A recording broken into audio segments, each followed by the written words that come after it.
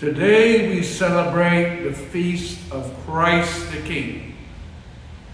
Today we come to the end of the liturgical cycle, an event we celebrate that is yet to happen.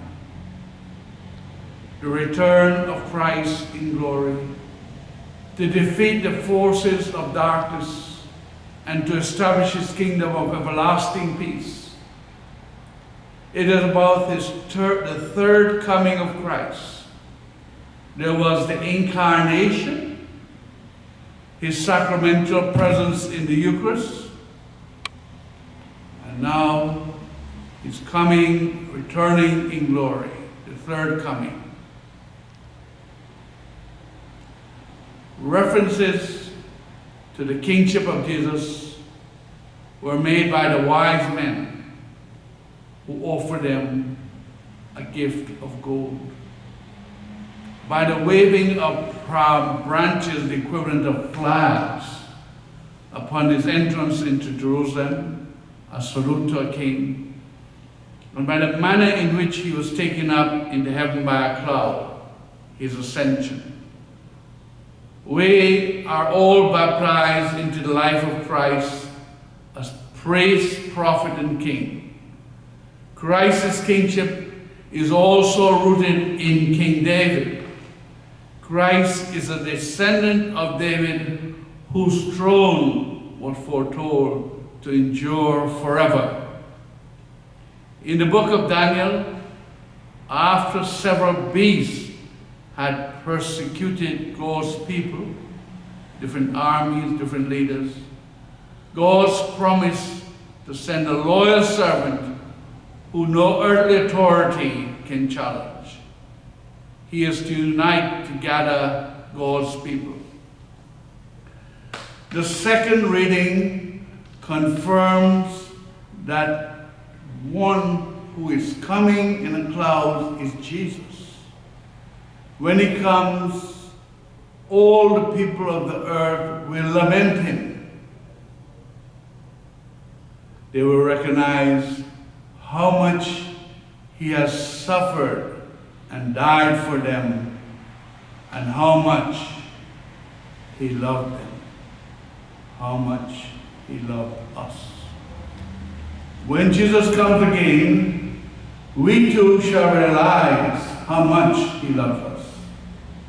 It will break our hearts to know how much we have disappointed him, how much we have hurt the one who loves us so much.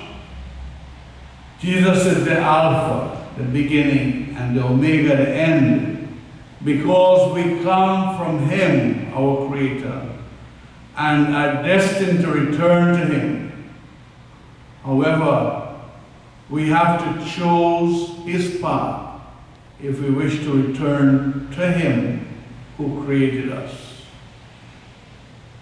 The return of the King will also be a day of judgment, when we shall be asked to account for our lives. In particular, what acts of loving kindness have we performed recently to demonstrate their power over the Jewish nation? The Romans placed a sign over the crucified Jesus that said, "This is the King of the Jews." They wanted all who passed by to know that they were more powerful than he who claimed to be the Messiah and the King of the Jews. The execution of one's enemy and the death of one's enemy was supposed to represent the ultimate victory over one's enemy. And his death was supposed to represent the ultimate defeat of the enemy. However, Jesus' resurrection destroyed this paradigm or lesson. St. Paul tells us that due to the resurrection, death has lost its sting.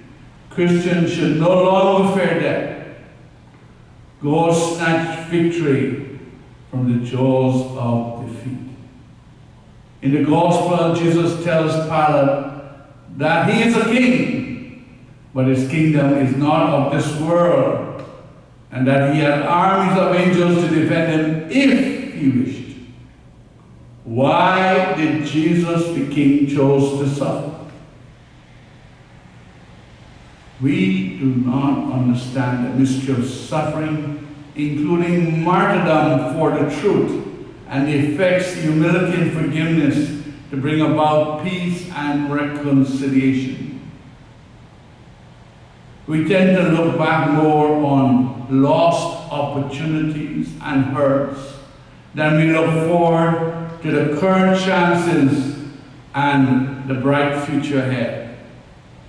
Considering, remembering past hurts, and digging for more hurts leads to unforgiveness and disunity. This can also become an excuse for failure when I did not make the effort to succeed. In a world filled with strife and division, let us remain faithful to the teachings of Christ, humbly enduring suffering and rejection for the gospel. This method may not make sense to us, but this method is the one that has transformed the world.